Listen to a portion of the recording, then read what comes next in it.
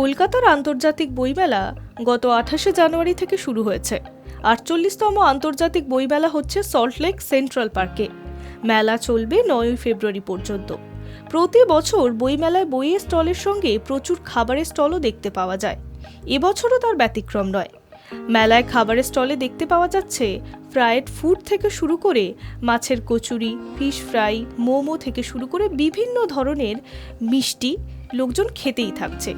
এছাড়াও রয়েছে নিত্য নতুন খাবার, সঙ্গে রয়েছে ঘরের তৈরি মোয়া এবং বাড়িতে বসানো দই। বইয়ের স্টলের ক্ষেত্র যেমন দেখতে পাওয়া যায়, উপন্যাস বড়রা কিনছে আর খুদেরা ছোট গল্পের বই বা কমিক্স কিনতে বেশি আগ্রহী, ঠিক এর পাশাপাশি খাবারের স্টলগুলির ক্ষেত্রেও একই রকম কিছু স্বাদ লক্ষ্য করা যায়। যেমন মাছের কচুরি বা ফিশ ফ্রাইয়ের খাবারের স্টলগুলিতে বড়দের ভিড় বেশি দেখতে পাওয়া যায়, আবার বার্গার, মোমো বা চাউমিন এগরোলের দোকানে ইয়াং জেনারেশনের ভিড় বেশি দেখতে পাওয়া যায়। বইয়ের স্টলের পাশাপাশি খাবারের স্টলেও বেশ বিক্রিবাটা হচ্ছে, এমনটাই জানা যাচ্ছে খাবারের স্টলগুলি থেকে।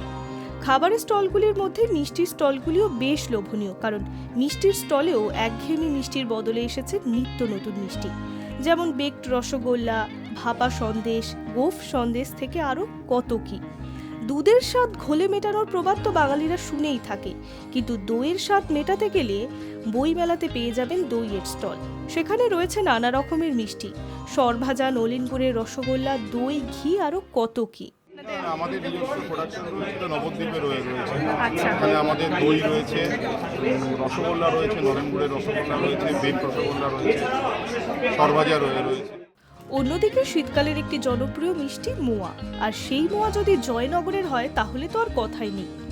জয়নগরের মোয়া খেতে গেলে বইমেলাতে পেয়ে যাবেন ঘরের তৈরি মোয়া। সেখানে মোয়া ছাড়া রয়েছে নলেন গুড়ের রসগোল্লা, রাবড়ির মতো বেশ লোভনীয় কিছু মিষ্টি।